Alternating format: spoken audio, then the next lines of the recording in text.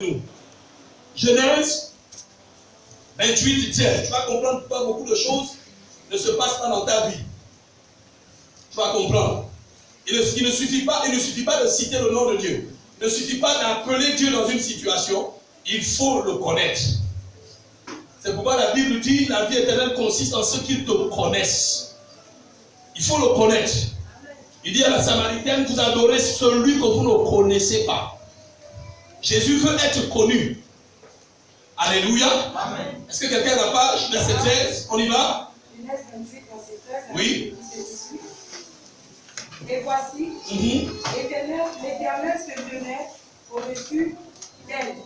Et il dit, je suis l'Éternel, le Dieu d'Abraham, ton père. Ton père. Et le Dieu d'Isaac. Oui. La terre sur laquelle tu es couché, oui, je la donnerai à toi et à ta postérité. Amen. Amen. Alléluia. Amen. Regardez, asseyez-vous. Regardez ce qui se passe dans ce texte. Dieu, quand il apparaît à Jacob, il doit d'abord faire quoi? S'identifier. Amen.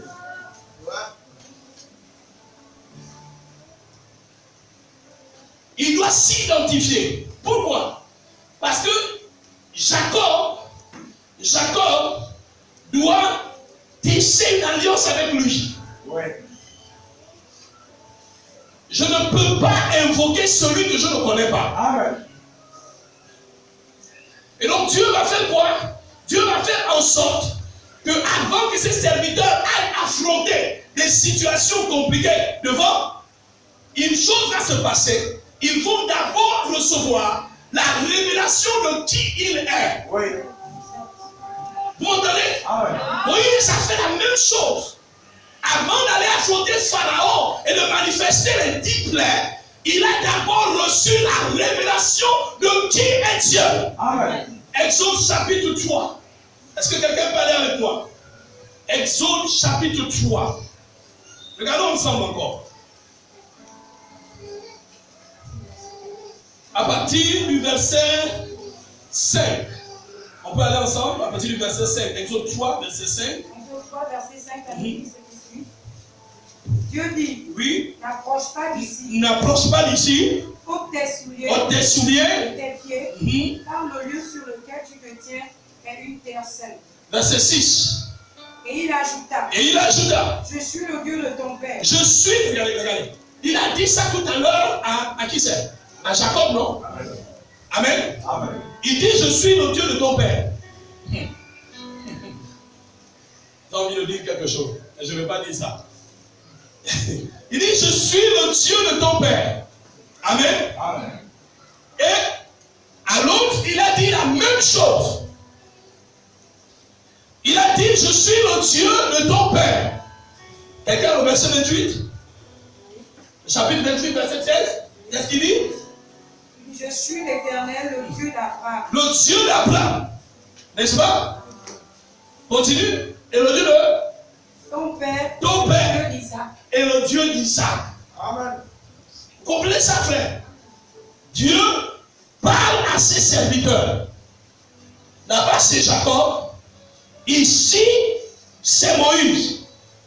Il parle et il dit, je suis. Il se présente. Il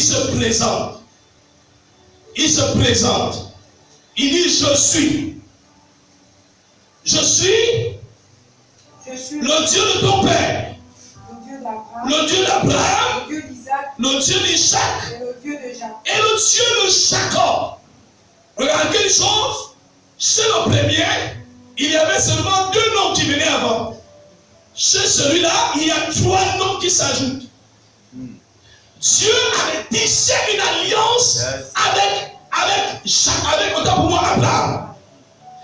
Quand il va apparaître à Isaac, il va rappeler à Isaac l'alliance qu'il avait avec Jacob. Amen.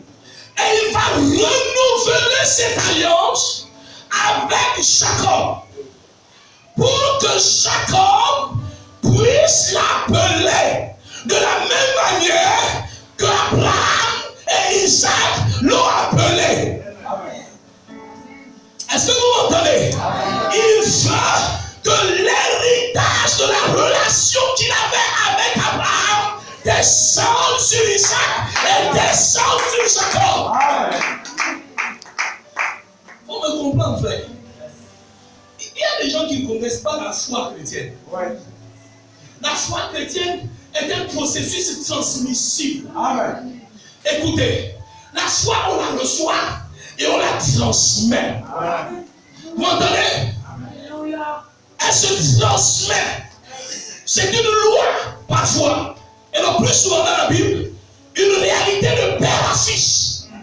Le père entre en communion avec Dieu, il communique les informations au fils. Le fils entre en communion avec Dieu, il hérite de l'alliance que le père a eue. Amen. Écoute-moi, frère, si tu es vraiment mon enfant, tu ne dois pas souffrir des maux que j'ai souffert. Écoute-moi bien. Tu dois invoquer Dieu et recevoir plus que ce que j'ai reçu. Amen. Jésus a dit, vous allez faire des choses plus grandes que celles que j'ai faites. Pourquoi? Pourquoi? Parce que les apôtres étaient les héritiers de la promesse.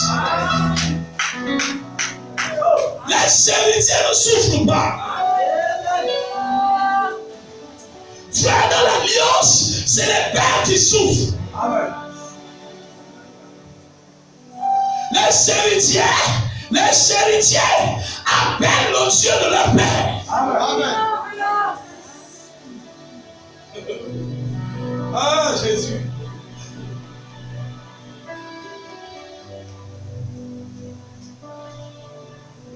Les chrétiens ne comprennent pas ça.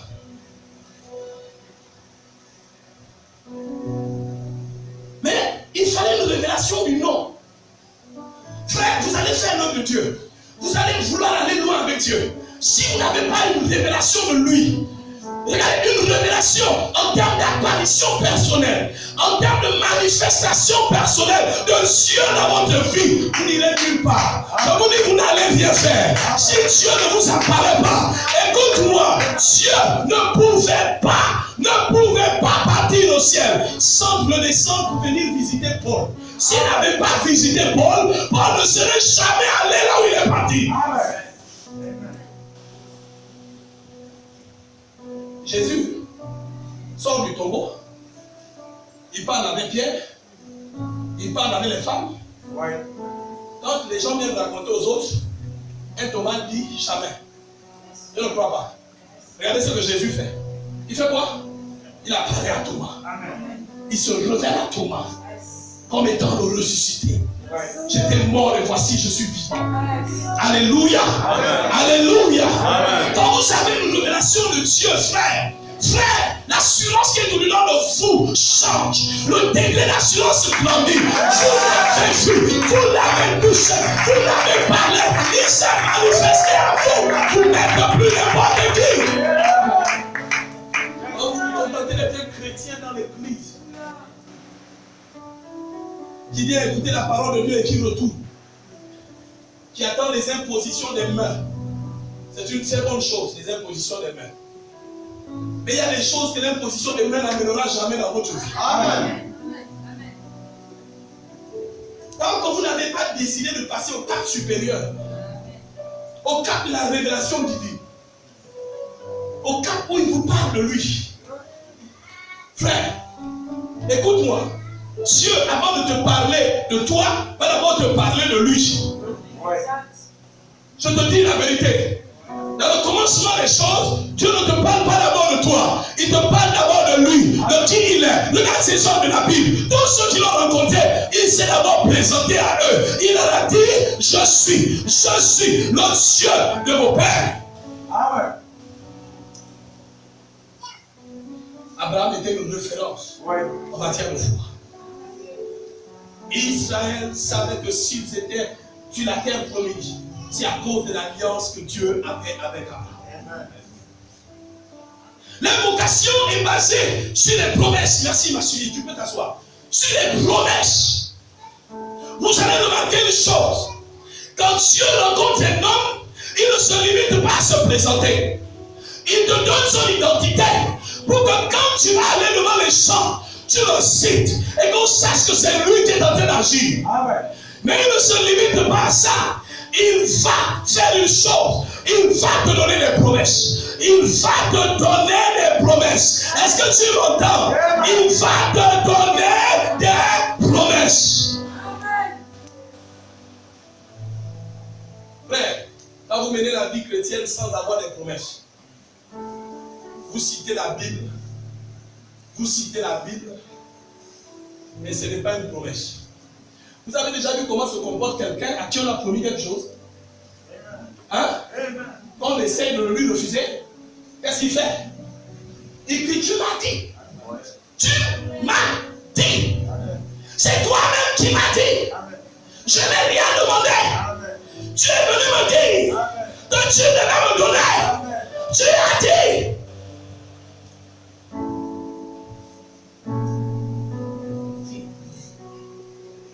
Frère, nous n'avançons pas avec Dieu parce que nous nous contentons de lire la Bible. Et nous ne nous approprions pas. Je vous l'ai dit, Dieu ne souligne pas des passages qui sont propres à notre vie. Dans la méditation des Écritures que vous ferez, vous allez remarquer une chose, c'est que ce n'est pas tous les textes de la Bible qui vont s'inscrire dans votre cœur. Écoutez-moi, chaque personne qui est intime de Dieu a son passage à lui. Amen.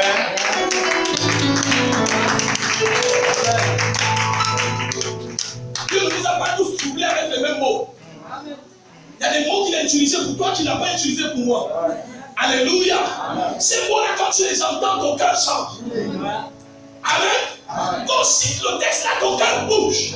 Tu te souviens de ce qui s'est passé. Alléluia. Et quand tu es dans des situations difficiles, quand tout veut s'embrouiller dans ta vie, le texte là apparaît. Et tu te souviens. Et quand tu chantes ce texte là 2 fois, tu cites ce texte là 2 fois, tu sens l'onction qui revient. Tu sens la vie qui revient. Tu sens la puissance qui revient. Tu sens la présence qui revient. Tu sens ces choses.